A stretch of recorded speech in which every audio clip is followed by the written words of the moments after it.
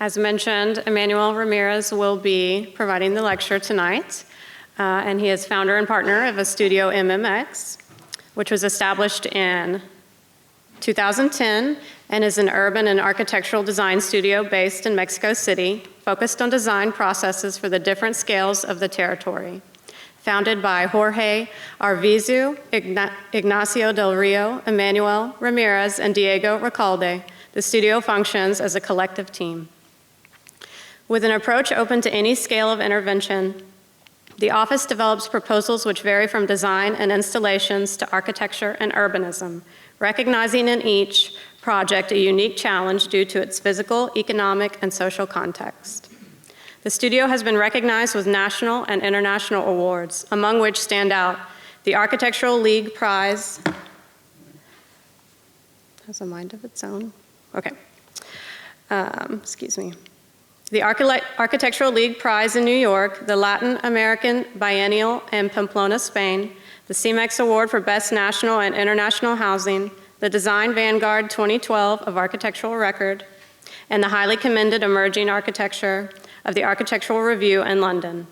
The studio's work has been exhibited in galleries such as Storefront for the Art and Architecture in New York, the Museum of Modern Art, MoMA in Manhattan, New York, the Mude Fashion Museum in Portugal, the Mexican Architecture Exhibition in Paris, France, the Venice Architecture Biennale 2018 and 2020 in Venice, Italy, and the Franz Mayer Museum in Mexico.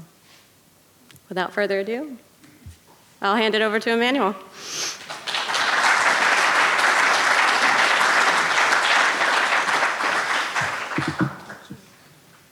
Oops, sorry. Let me see. Oh, can I? Oh, okay.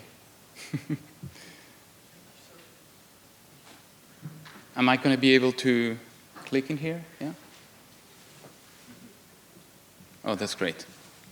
So first of all, I would like to, my name is Emmanuel Ramirez. I'm one of 4 partners, as Jamie said. I want to thank you, the AIA, for the invitation. It's really nice to be here sharing a little bit of our work, of what we do. I'm really grateful as well to the Mother Museum. It really feels amazing to be here speaking in this area here. You know, I had like 2 or 3 hours to spare before, you know, after we did the jury session, and I was really surprised on how much culture you have in 3 blocks. So I spent the last 3 hours getting into all these exhibitions, and my mind is now exploding from all the information that I have here. So our name is MMX. Most of the people, they think that has something to do with Mexico, but it doesn't. It's actually just a Roman numeral for 2010, so that's the year we started. So we've been working for 13 years.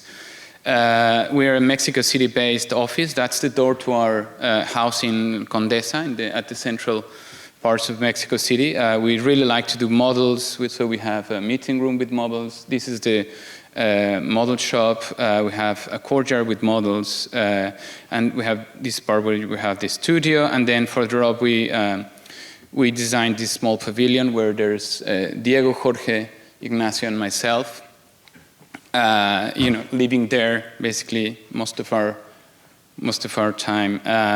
So we have been doing a lot of things during these years. So we've been doing different museum installations over the years since we started. You know, this is for a fashion show. We did something with credit cards in Lisbon. You know, we were asked to do another thing. We do landscape as well. We design gardens, and we have been doing a lot of residential projects since we started, mainly in Mexico City. We have a lot of houses, residential projects that vary in different zones. We also have projects, housing projects at the outskirts, and, you know, second homes in countryside. So basically, these are the kind of projects that we always have. We are always developing one of these projects. We're very much interested in geometry. We're very much interested in materials.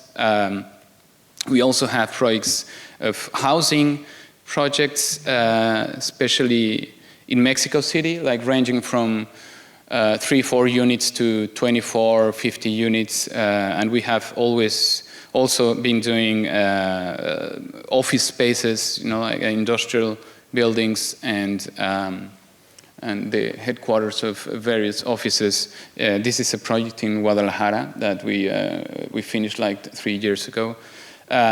But I'm not going to talk about any of this. So I just put it because I was also invited by UTA, so I gave a lecture at UTA, and we presented this is just a selection.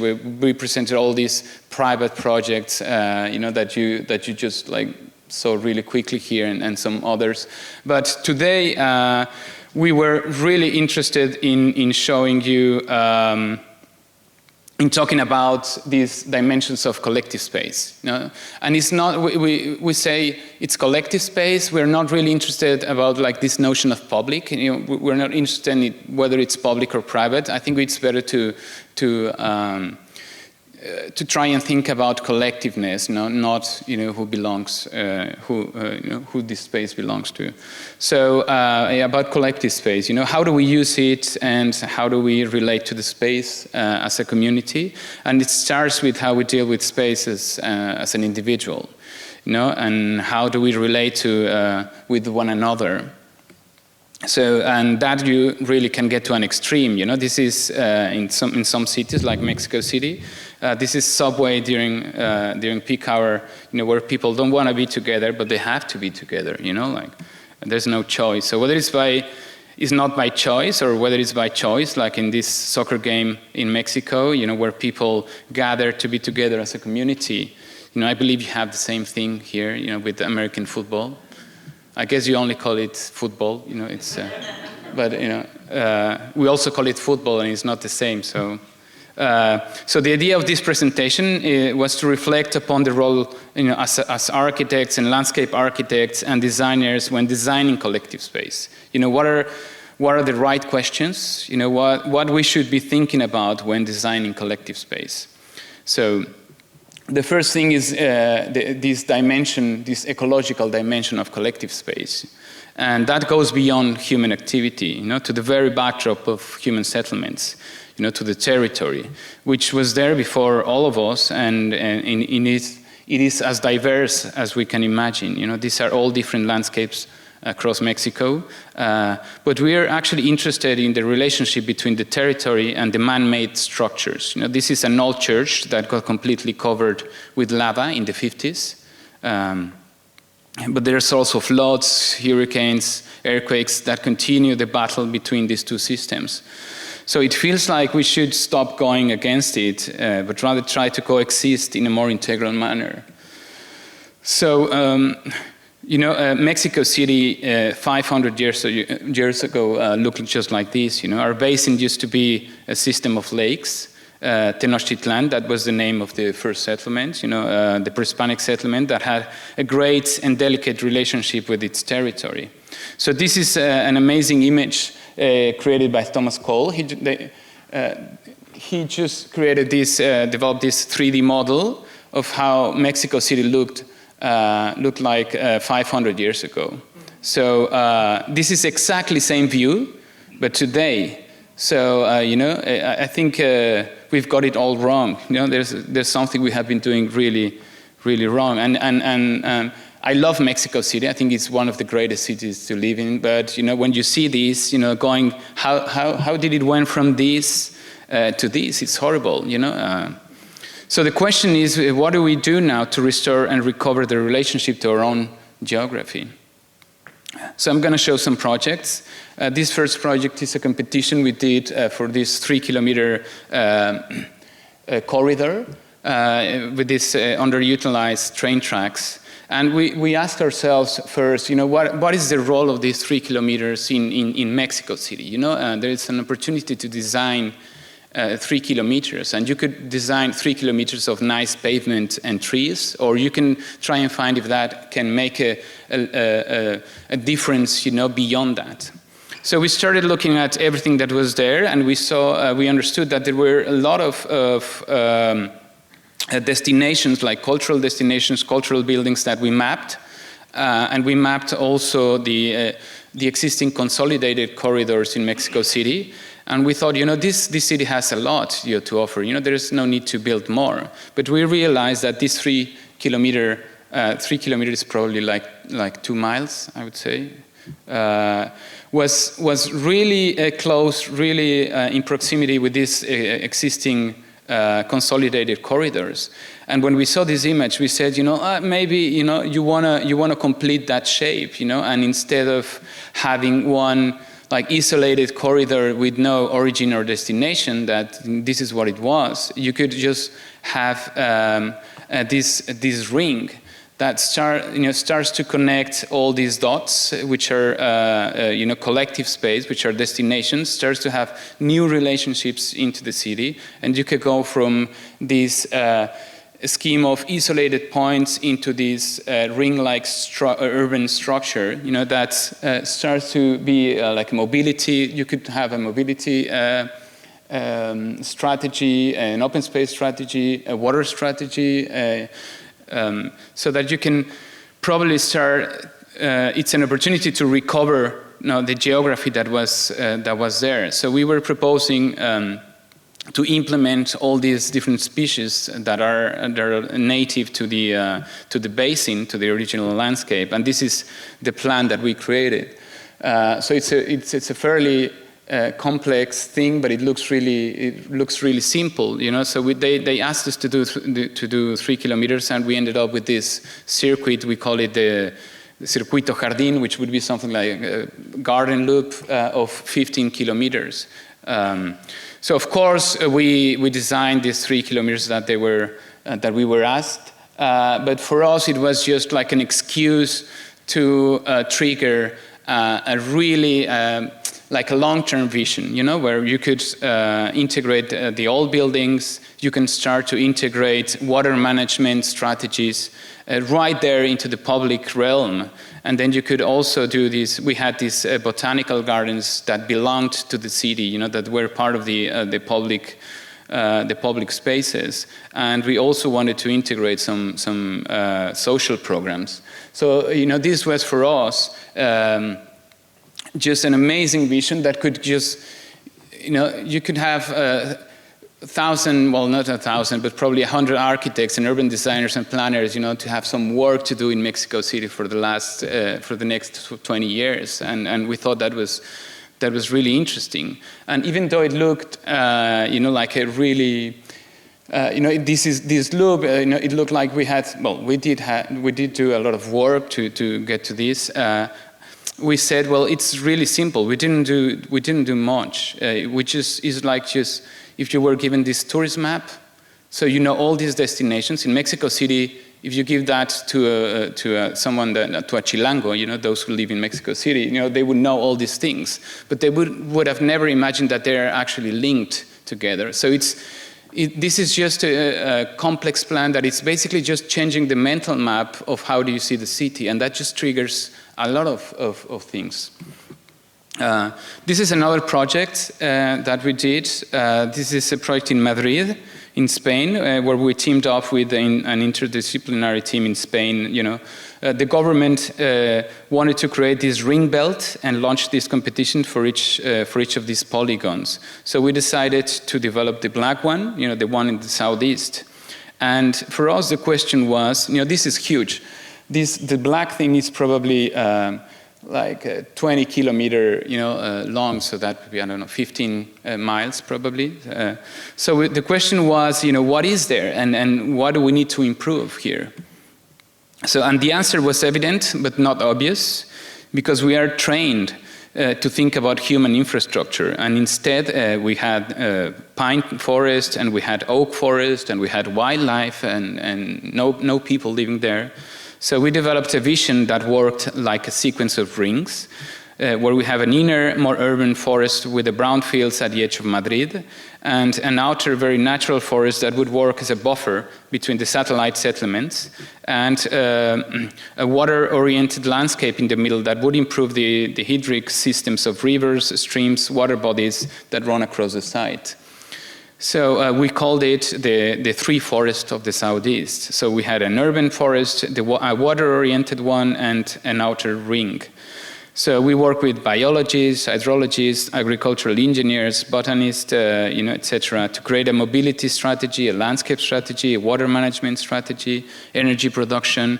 And at the end, we had a plan of all this territory that was really amazing. For us, it was a great experience. And it was not about buildings. It was really funny, but we didn't draw any building, or it wasn't about integrating human activity there. It was like doing a forest for the forest.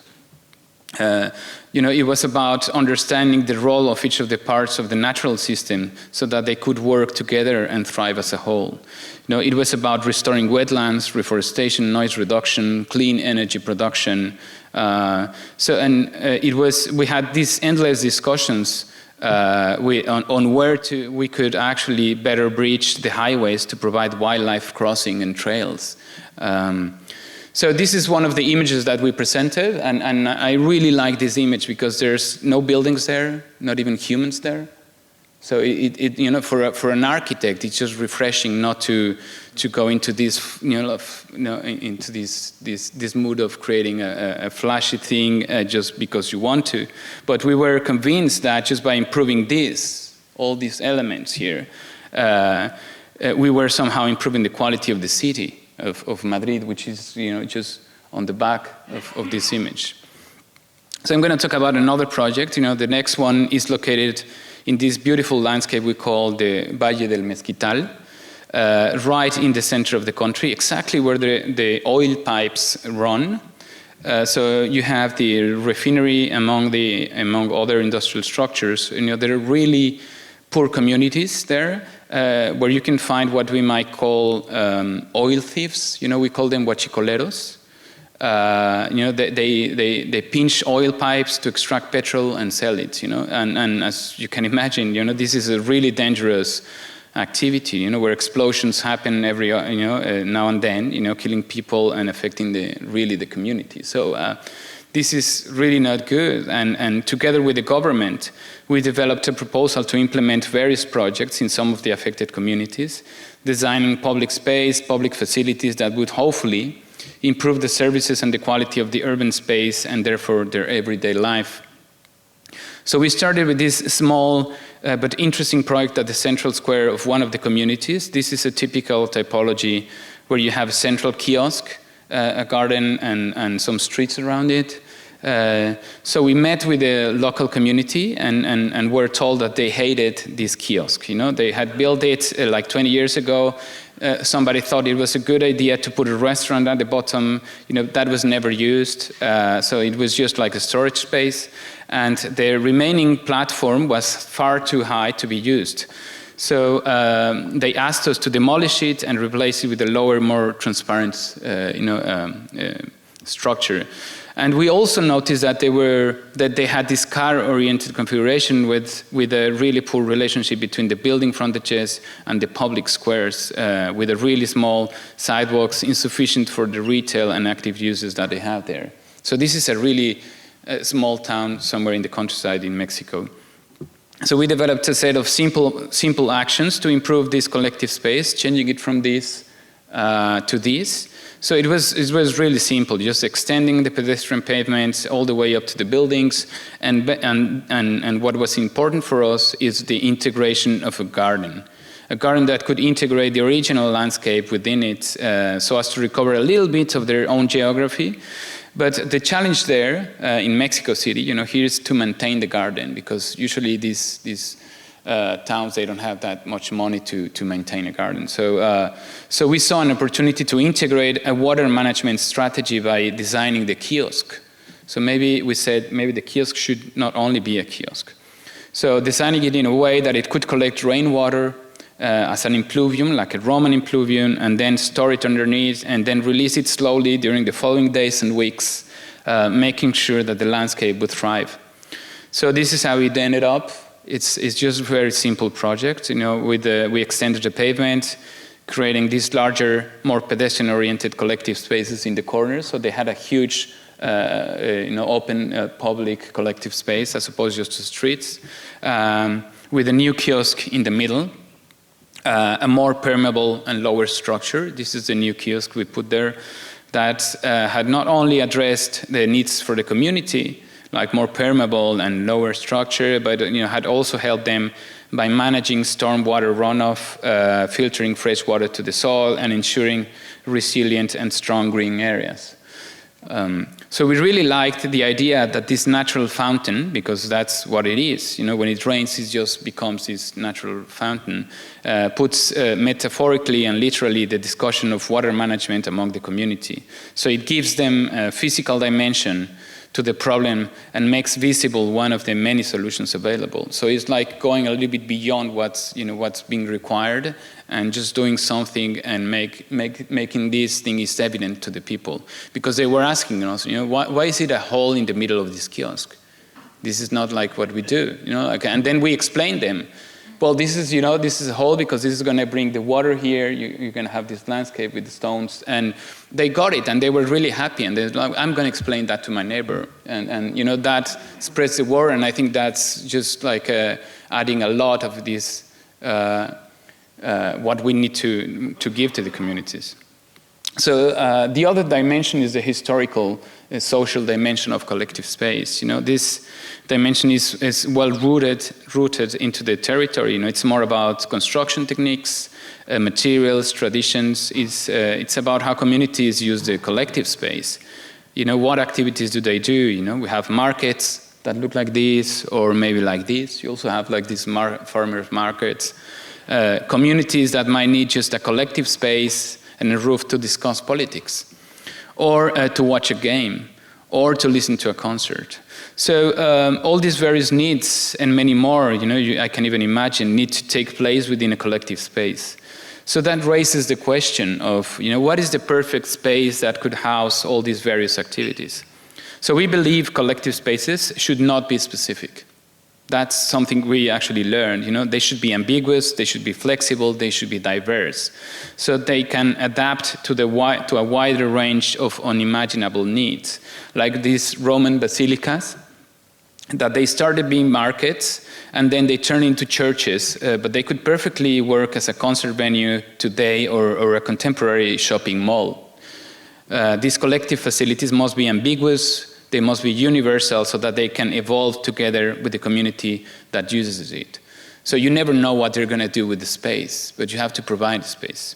So for these same communities that we designed the garden and the kiosk, we were also asked to design a library, a kindergarten, a community center, a cultural center, all these programs that the government thought they needed, but they weren't really certain. So it was a great opportunity for us to test the ideas on flexible universal spaces.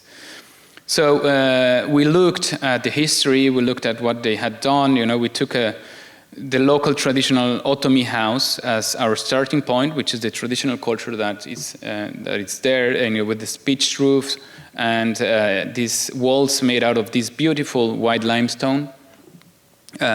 So we designed a unit, a module, that would have a wide range of options, going from enclosed to open spaces, a gradient between open and closed. So it had closed rooms, covered open spaces, open corridors, and something really ambiguous. I don't know if you can see the pointer here. Oh, it's at the very corner. Sorry, this is going wild in here. So we had a space in the corner that was really ambiguous because it was neither open nor closed. So it's where the roof would go down and up. As you can see in the facade, the roof just goes down and up, and it creates this space that is just a roof, but it's close enough to the floor so that it almost feels like a room, but it's not a room. So we have this variety of spaces. So we have these interior spaces with pitched roofs and limestone walls, just like the traditional architecture in these small towns.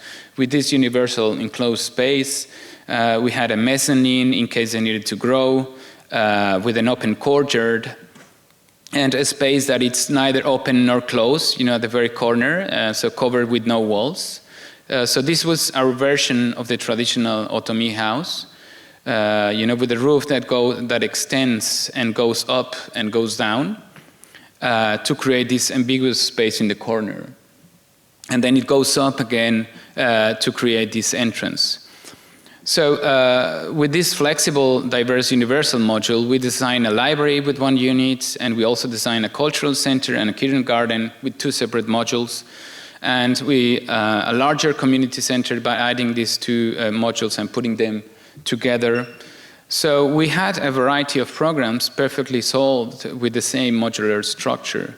So here you can see this is the library, the small library we did, and then this is the cultural center and the kindergarten with these 2 separate structures. And then this is the community center in a different plot, a different community, with the roof that goes up and down and creates these new relationships and new spatial conditions that could hopefully be useful to the users and adapt to the ever-changing needs of the community, and hopefully to the ever-changing structure of the landscape that surrounds it. So this is another project. This site is located like 2 hours away from Mexico City, and it sits right at the edge of a main road that extends, and the site extends into this open field. It's a beautiful place with these traditional pitch roof structures with stone walls as well, but this is like volcanic rock, so it's not like the limestone, the white limestone we saw earlier. And here we were asked to develop a master plan for a non-profit organization for a long-term vision for an art school for the children of the whole region. The project had workshops, classrooms, an auditorium, a restaurant, residences, a museum, and a gallery. It was really ambitious. So they wanted to build the first stage, just the very first stage, which is the building, the white buildings here at the very, at the bottom of the image. The first volume housing the gallery, or it should be housing the gallery and the restaurant, but they asked us to design it in a way that it would work as a small version of the entire school. So, that spaces had to accommodate different uses at the beginning and have to be able to adapt, to the constant changes as they will be growing up. So they would have like this first stage where we needed to have like classrooms and workshops and a gallery and everything there, but then you would be building the other parts, and then so you would be taking out a little bit of the program. So this had to be really flexible. So we developed this scheme with 2 patios, with 2 modules that will create a larger space when put them next to one another. So that would provide the school with a wide range of open and closed spaces, ambiguous enough to adapt to the required needs in time. And as you can see, the interaction between these 2 elements, they allowed us to create spaces of different scales, using only one structural section, which was this. And when put side to side, when the 2 C-shaped structures, they collide, will create a larger span and a different spatial condition. So this is how it looked like there. It's this really simple structure with a pitch roof, because locally they do these pitch roofs with tiles. So we have these open spaces that they're like, one is greener and the other one's more like civic one.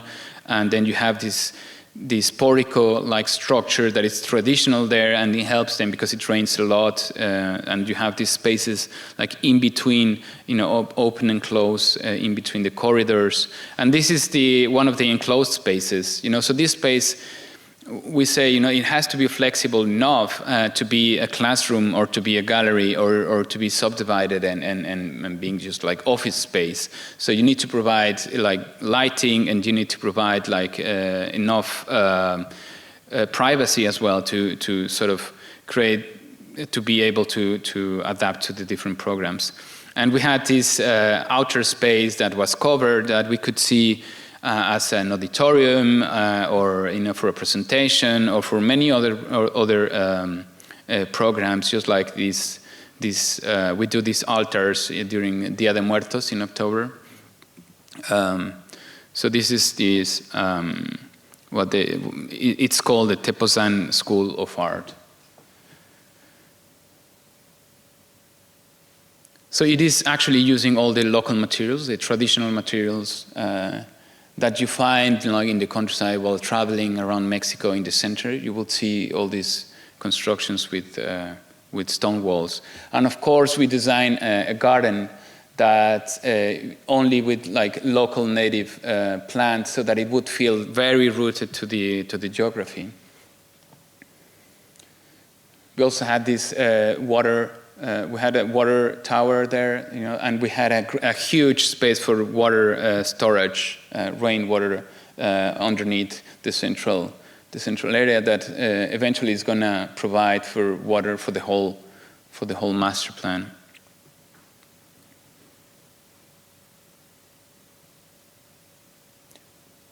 So we think it's a really simple, very quiet scheme, with these two courtyards. But it has, a lot of layers on it, and it's really, it has been really successful. We built this 3-4 years ago, and it has been really great for the communities. That's another project. This other project took place at the Zócalo. I don't know if you've been to Mexico City, but it's probably one of the largest collective spaces in Latin America. A place which scale is really difficult to understand. When empty, it's really difficult. But you can fit loads and loads of people over there. It's massive. You cannot even imagine. So once a year, the local government invites all the embassies that have a base in Mexico City and gives them one stand each for them to showcase their culture. So they can sell food or crafts or explain to the people the initiatives that they have. So each year they invite one architectural studio to design a small temporary auditorium like this one here. This one was designed by Productora. These are some great friends and really talented architects based in Mexico City. They designed this pavilion that year when the photo was taken. And then the government just would rent these conventional tents, the white ones, to accommodate all the embassies. But we were invited, and we told them, we see an opportunity to create a new wonderful and powerful urban dynamic for this amazing urban space. So we asked them to allow us to design an integral vision that would incorporate not only this small pavilion, but also the auditorium, but also the rest of the stands. So we had a more urban approach. In our minds, we weren't designing a building. We were transforming the entire public space, breaking it down into smaller, more suitable spaces for the community to enjoy. So we presented these 3 structures with the auditorium in the center, like a more democratic space that belonged to everyone. And this is that's the final result at the Zócalo. You can see the cathedral over there. So these 3 articulated collective spaces and a temporary structure that was mimicking the surrounding porticos of the historic buildings. We did this portico-like structure, that you can see right there. All the Zócalo is surrounded by these retail structures with porticos. So we were just doing the same. And the auditorium, you can see it here. It's the central piece, between these three squares.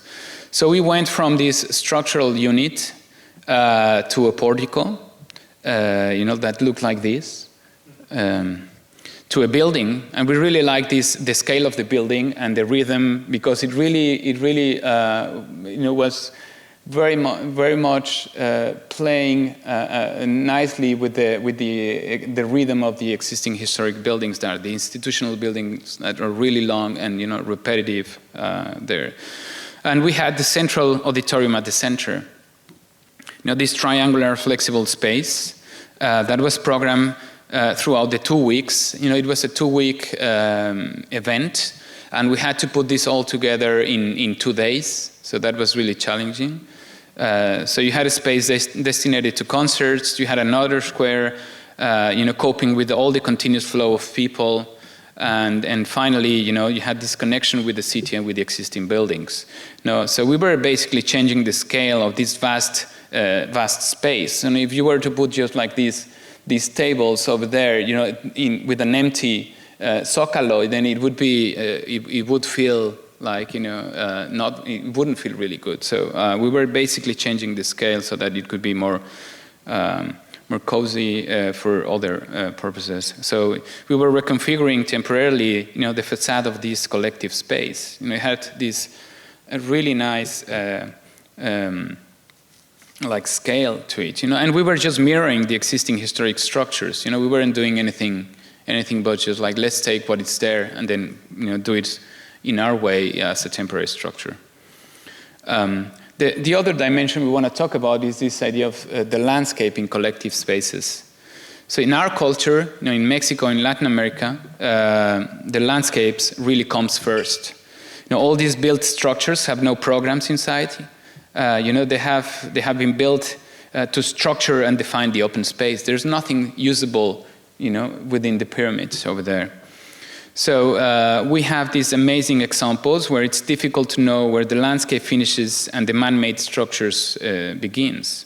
So we have these colonial portico structures where you're not inside or outside, but somewhere in between. So, and all this modern architecture from the 50s that has a clear landscape approach to architecture, like this Olympic Stadium that looked as if it had been sculptured from the side. It's beautiful, you should go there. You know, this is all at the National University. Or this beautiful landscape sculpture that defines an outside and an inside in a territory that had no limits or structure before. You know, just putting this line that seems to be nothing, but then all of a sudden it reconfigures the whole landscape that it's there. So we are very much interested in that. So these other projects we were asked to renovate. It's a simple project. We were asked to renovate the central square of a small indigenous town in Tabasco, in the southeast of Mexico. As you can see, you know, they had some existing buildings inside the public space, and they wanted to keep them and integrate them into the new design, some of them.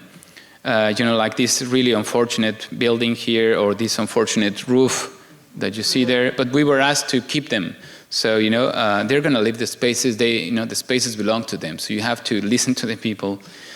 So we try different options where a new element could organize and integrate the existing structures, and at the same time define areas with varying characters for the different programs to take place. And at the end, we decided we went for this scheme here.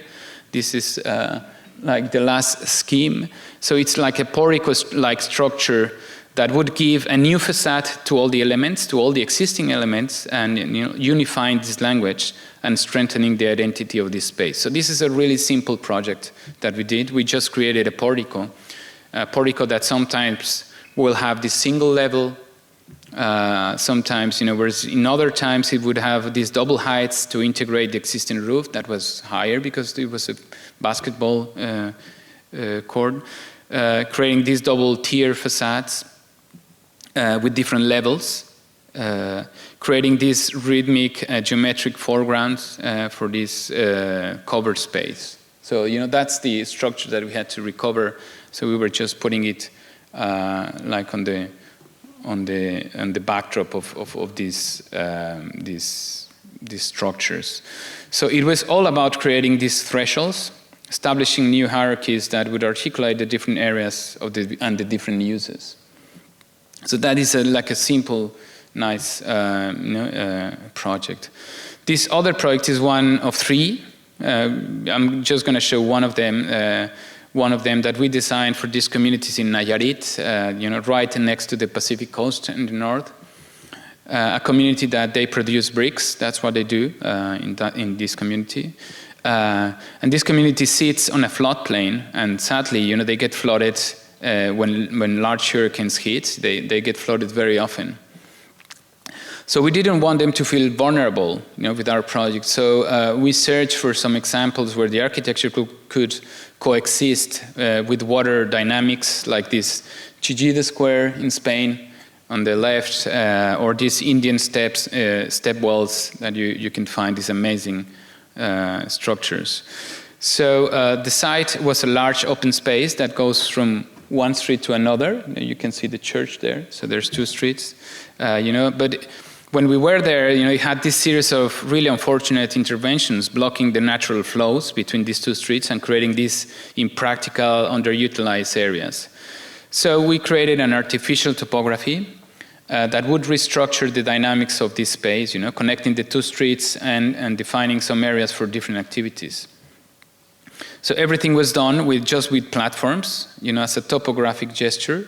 So here you can see the sites and the two main corridors. Here you have the market, the church, a school, some retail, and this is the new space, already built. The intervention defines a central flow with an open auditorium in the center, and then a series of small spaces, for each corner. One for the church, which is here, one for a school over there, and then two more for these frontages that are basically retail. So it was like creating this flow and making sure that you had different atmospheres there. So we went. This is the view from one of the main corridors. That's the entrance with the historic sculpture dedicated to motherhood. They already had that in this space. It's all made with brick. And it was funny because it looks almost like a pre-Hispanic structure. When during construction we were saying, this looks like an archaeological site. It was, I don't know if it was funny or scary, but it was just like this. With this intimate forum at the heart of the plaza, with this multi-purpose space, that leads to these corridors, and it's all permeable, so the water can get into the ground with these intricate confined spaces that go down to connect with the adjacent areas that face the active frontages, where there's no need for benches because the platforms will naturally transform, will be transformed into stands. So as you go across, well, I will need to tell you where this is because I just Googled it, Google Earth. I went to see if there was an aerial view. And, there's a picture where you can see, sometimes you have these 360 pictures inside the space and it's filled, all these stands are completely filled and, they open. So if you go to Google and you Google it, you're going to see how lively this space is. It's beautiful. So you can go across this space, and the space goes up and goes down, and it gets wider, and then it gets narrower, and we really like it's really fluid, this thing. And we like to think that this space is neither a building nor a landscape. It's something in between. It's like pushing, this idea of the landscape and the platforms. It's almost like a construction, but it's not. It's not a building yet, but it's not. It's neither just like a landscape there. It's something that sits in between this gradient between construction and landscape. And this is one of the things that we really like. But it's basically organized in all these moments. That's another project I'm going to show. The next project is a site museum. We were asked to design in this very site. This was a picture, of the site before we did our project. This is Progreso, Yucatan, on the southeast. It had an existing public open space that was never used because the heat and the sun would be unbearable during the day. So, in these areas, when you put a space like this and you just put some palm trees, it really doesn't work until maybe at 8 o'clock, they would start going there. But they really need open spaces, there. So it's something. It's difficult. It's a difficult challenge. So we wanted the museum to speak because it was a site museum. We had to talk about the site, in general. So we wanted the museum to speak for itself, to convey the representative aspects of that culture, of that geography, without having to explain it in an exhibition. So we wanted the museum to be part of the exhibition, to be part of the knowledge that we are that we are conveying. So we asked ourselves, what are the elements that would be important to integrate into this project? So first of all, this project is located in this perfect colonial grid that it's unique to the peninsula. Because the region is a completely flat region. There's no mountains on the southeast. It's flat, and unlike the rest of the colonial cities in Mexico, that they're all across the country, but the country is, has a lot of topography. So it does not, here the grid does not get distorted, when adapting to the topography. And that's very unique. I know a lot of American cities have this grid, like this perfect grid. But that we have the colonial grid, but it's always adapting. So this is, for us, it's very particular to have this colonial grid.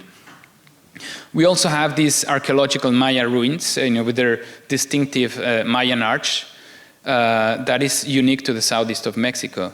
And you also have these geometric heavy walls of the colonial haciendas and the old buildings, from the colonial times, covered with this very distinctive finish that we call chucum. It's this like yellowish finish that is waterproof, and it's amazing because they have been using it for 300 years in Mexico.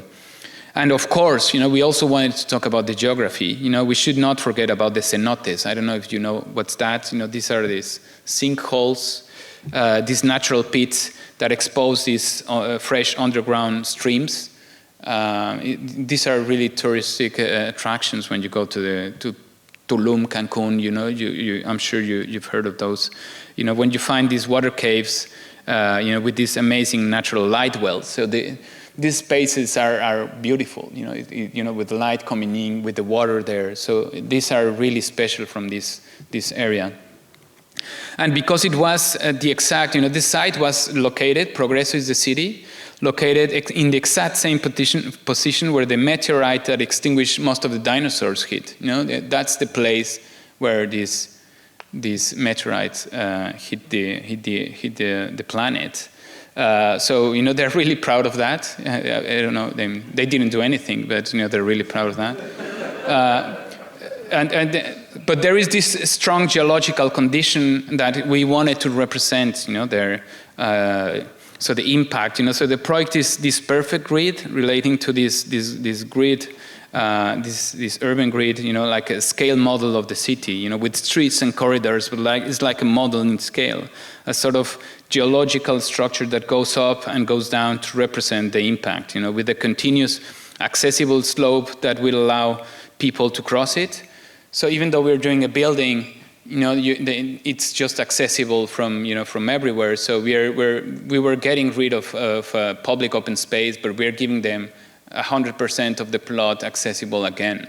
And when the building would go up, you could have some programmed spaces, housing some programmed spaces in the corners that sometimes could be open, sometimes could be closed. So this is a very simple project where you have. This is the floor plan at the ground level, so you would go up and down here. But then you would have, this is when you go higher. So this is the floor plan of ground level, with the interior gallery space here, the white one, and the exterior shaded public spaces here, which for us, they were as important as the gallery space. And then this is the roof plan, where you can see the continuous diagonal corridor over here. So you can go up and you can go down, that was creating this flow, and it was accessible. And, you had a light well in the middle with the water body at the center. That's where you enter, like a cenote, you enter the museum. So this is the facade and the sections. You can see here how it goes up and down.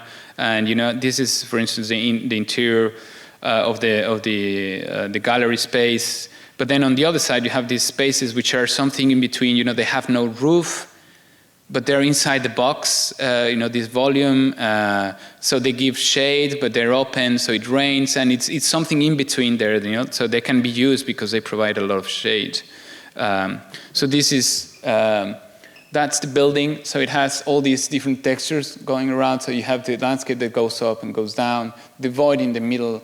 You have this is the gallery space. These are we call them the open gallery spaces, which are basically public. And you can cross this building. You don't have to get into the building, to pay anything. You can just go cross it as if it was part of the city. So we have, these volumes that go up with these arches, like these Mayan arches.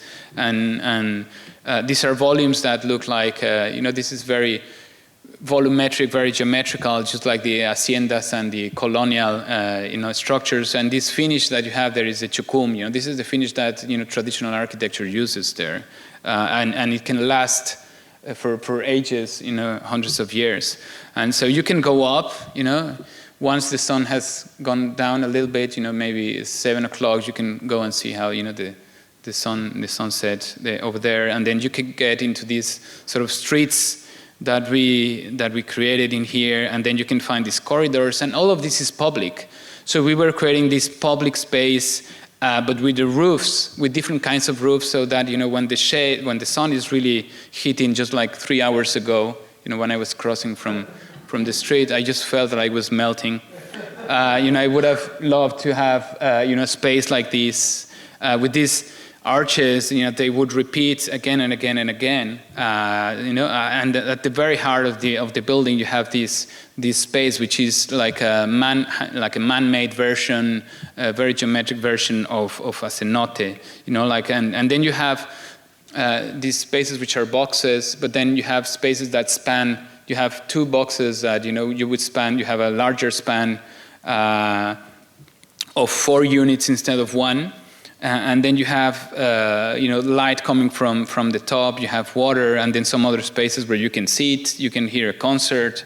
You can sit there when the sun is really, really hitting hard, and then you can just have a moment. And then the beach is just right there, so you can go and then walk through the waterfront, and then just have a nice, quiet moment there. So you have these different spaces, which we really like that they're really ambiguous, so it's not inside or outside. You have shade, but it's an outdoors, and then it's really nice to have these spaces. It's like I don't want to compare these, but I was sitting there at the Kimball. It's the amazing building. So you have some of them, like it's just a roof, and then you can sit under the under the shadow of this structure, and it's the nicest space. So we were trying to have a little bit of that. The interior spaces, these 2 galleries are basically, they have the same structure, but for us they weren't as important as the rest of the project. So this ambiguity between open and close, with this piece in the center, our version of this cenote, So this is, I think, the last project, and we'll see how it goes. But this project started in 2017 with 2 terrible news. Less than a month, 2 earthquakes hit Mexico. I don't know if you remember that, but one in the south and other in the center. Morelos being the most affected state, and Jojutla, the most affected urban settlement across the whole country. As architects, we have this responsibility to act, when these things happened. So we traveled there, our office together with other colleagues, and we went there and we could see real damage there. And these are pictures that I actually took, when visiting Jojutla, like a week after the earthquake. Houses collapsed. There were places where it was impossible to imagine what had been standing there. Even cultural heritage, from the 17th century, it had been destroyed. And surprisingly, when we got to the river, it looked like as if nothing had happened. When looking closer, though, problems beyond the earthquake became evident. The sewer system was polluting the river, and we could not see a strategy for open space, mobility. We didn't see any integration between this magical space and the rest of the city. So it became clear that we needed to think and act beyond the earthquake. So maybe this was the opportunity to redirect the city to a better future. So nobody asked for it, but nevertheless we developed this strategic long-term vision that served as a framework for immediate action. So we did this, and then a government institution asked us, you're thinking about this, maybe you can share some information. And so we did, of course, we were there to help, and they were really helpful in getting this done as well. So many projects emerged from this vision. We had like 40, 50 projects that we pointed out, like this is an opportunity here and there, ranging from housing to public space. So we started designing one house, for a family that lost their home, and we did this first one. That's a picture of this, the owner. Then we did 2, and then we did 5, but it wasn't enough. 2,000 homes had been damaged, leaving almost like 10,000 people, because all these houses had to be demolished. So more or less 10,000 people ended up living in tents like this. These are pictures that I took there, when visiting. So it was really frustrating, because we were saying, how could we have a real impact, under these conditions? And it was clear that a tree, a shadow, and a bench, could provide a more dignified space for the community. And so maybe in order to reach a larger community, we needed to work in collective space that belonged to everyone.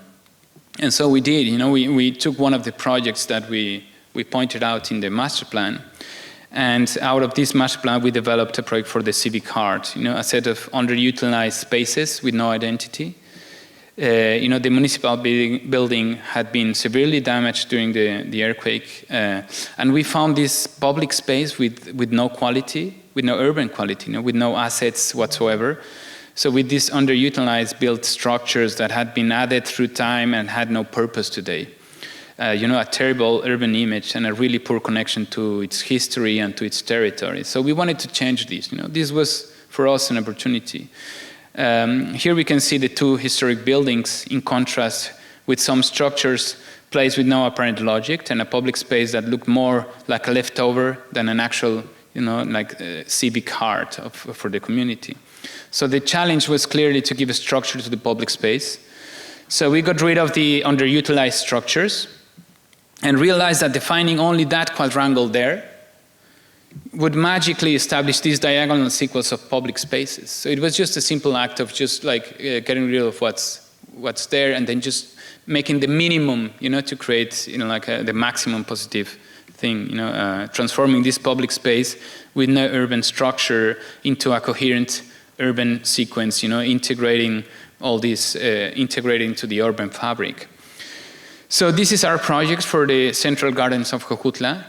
We call them gardens. They used to call it differently, but we said, we're going to do some gardens, because, just like the river is going to last, for the rest of your lives.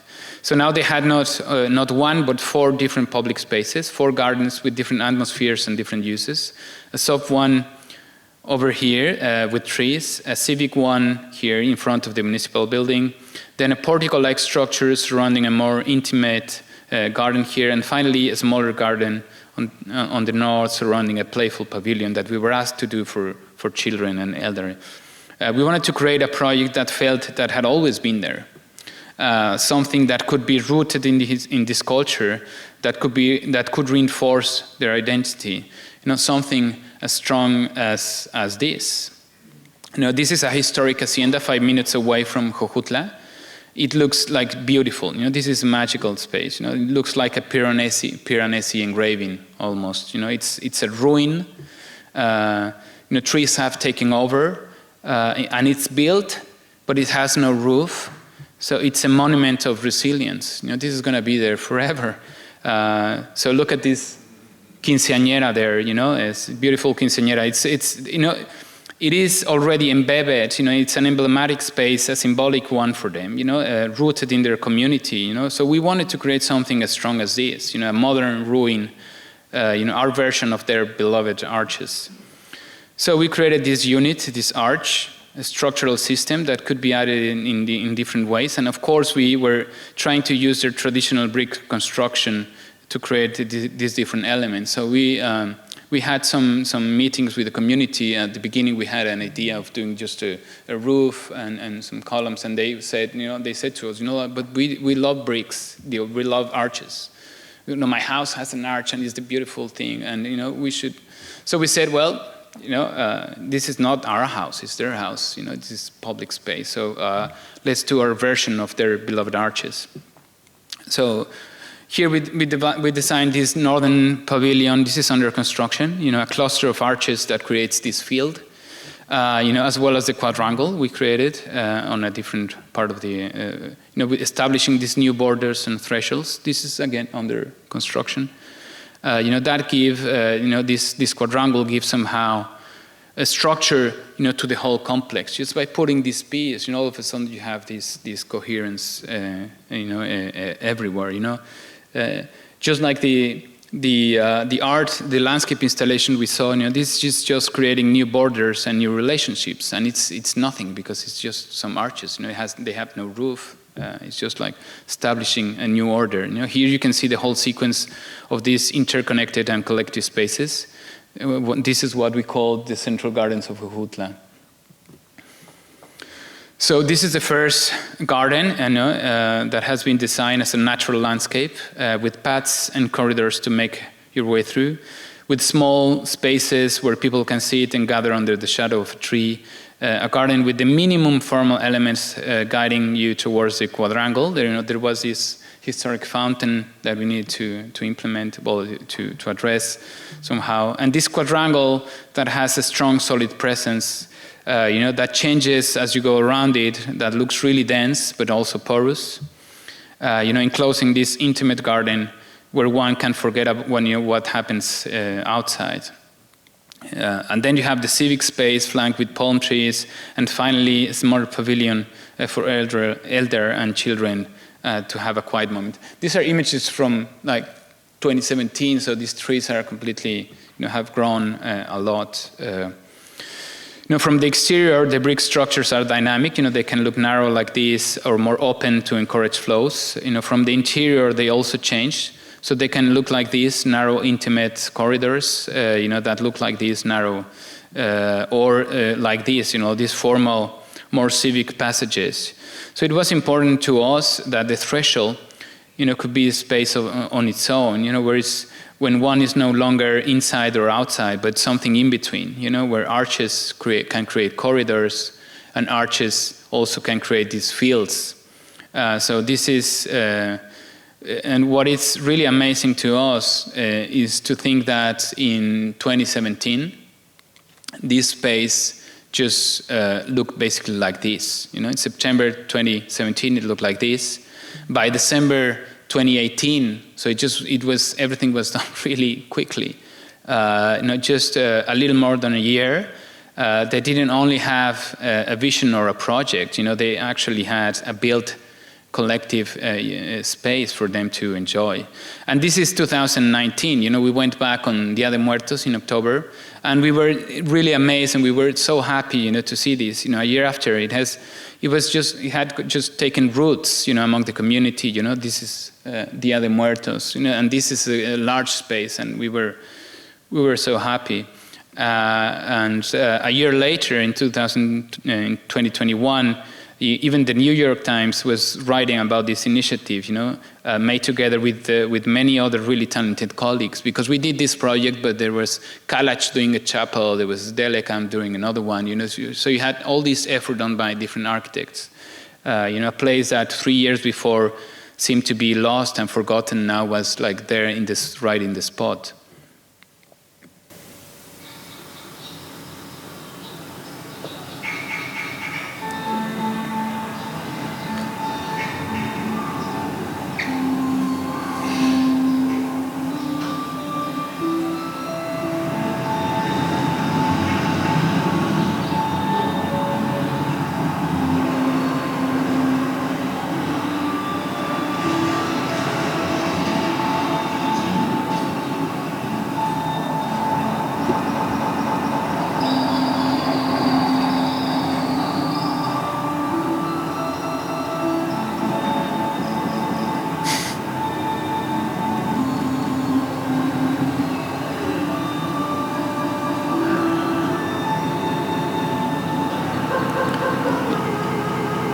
It seems like there's a DJ somewhere there, playing with this.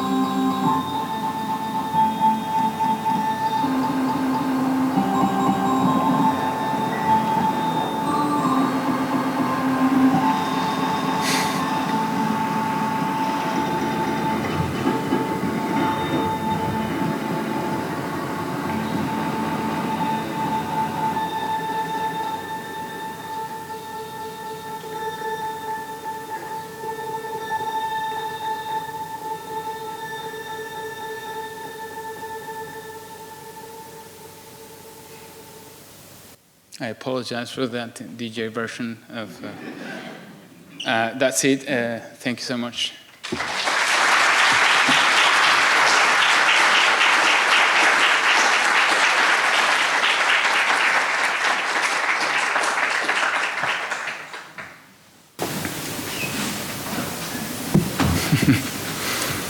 Yeah. So I enjoyed your presentation, Ramirez, very much. My perception of what is the role of architect, I'm used to docent here at the Modern, and a big fan of Frank Lloyd Wright and Hidao Ando, who's the president for this. I hope you get a greater introduction of what his architecture was here at the Modern. So my question is, what is the role of architecture? What an architect? But architecture, what is it? My perception is the role of architecture or architect is to have interconnection. Whether it's Frank Wright between design, whether it's color, whether it's commerce, whether it's nature, whether it's environmental, it's interconnection. What do you think is the major role of an architect? Well, that's probably one of the most difficult questions that I've ever had to ask. I think there is no response, but I would say I think we have many roles, just like everyone, and at every profession. But one of them is probably to try and translate needs into the physical, physicality of our world. So there's some needs, and we have this. We are in between. We have this technical knowledge, and we also have this, this not so technical, but like intuitive, version of what the spaces should be, or how the light comes in, and what is it for us that we can have, like the quality of a space. We as architects, we study a lot. So you study, things that have been successful, that have transformed, a place, that have somehow uplifted, the spirit of the people. So I think our role is basically try and translate all these needs that people have, and use that, a bit of this technical knowledge and a bit of this other knowledge that you have by studying other examples, and trying to make the best version of that of those needs. So just to create these envelopes where activities should happen, but then you can push it,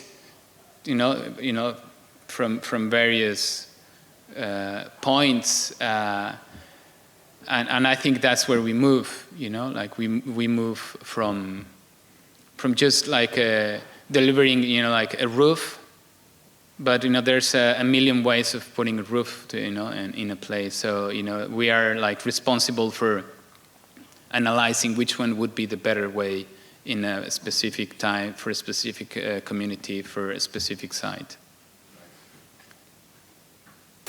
Yeah.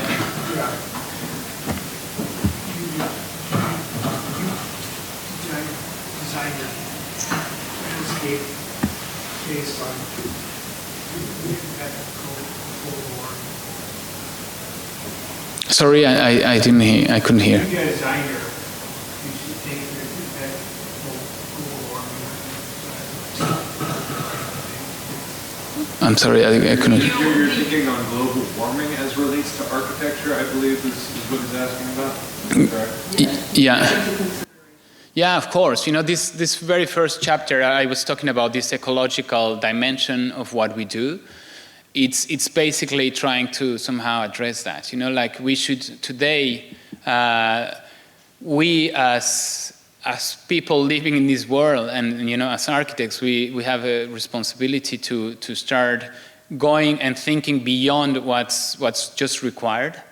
So, as a complement the last answer, is for us today, we have a responsibility to not just deliver a roof, but to make sure that this roof is actually not damaging, the future of the next generations. So we also have to think about that. And I think when designing today, you have to go beyond the what's required, and you have to be careful in what you do, because architecture it's a powerful tool, and it can go either way. Very easily you can make the wrong decision, and it could be beautiful, but it could have a really not a very positive impact. Whereas if you do it right or think it right, you can move into maybe it's not damaging enough, or maybe it's doing something good. So I think nowadays it's a responsibility not only for architects but for everyone, to think about global warming and all these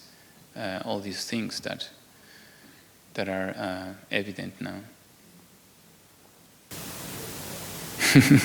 Yeah. Again. I'm about to travel to Chicago for the architectural tour. Okay. Because I'm from Chicago, so I love architecture.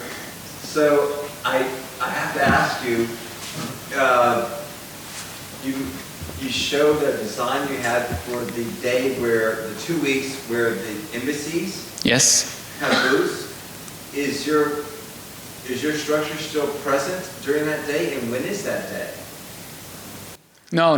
That's no. It was there for 2 weeks. That was like 2015, I believe, and it was made just like it was just a temporary structure. So it was made out of scaffolding and some meshes, and it was taken apart like 2 weeks after, and now the scaffoldings hopefully are in a construction site somewhere. When is that week that they do that? What are those 2 weeks that they do that? That was in May. That is in May, and the government actually does that every year. But unfortunately, the last 3 years, they keep on doing these they call the Feria de las Culturas, this fair with all the cultural fair. But unfortunately, they stopped like 3 years ago. They stopped inviting architects and to do it. So they just rent. They have these tents. And they invite the embassies, which is a real shame, because there were, I believe, like 5 or 6 years where there like various colleagues doing really, really great stuff there, and then at the Zócalo. But now you can go to this event, but you might not find like an architectural studio behind what's there. Yeah. I love the presentation, very, very enjoyable. It's very clear the passion that you have for what you do, but in your role, what is the one thing you find most sacred?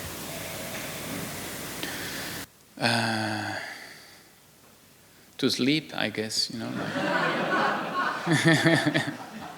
to have a whiskey just like I had an hour ago, that's the most sacred moment you can have.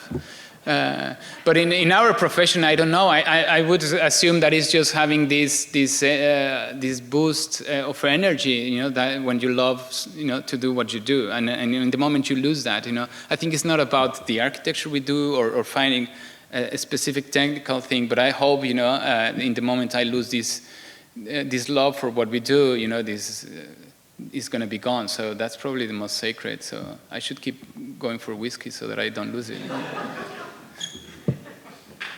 Yeah.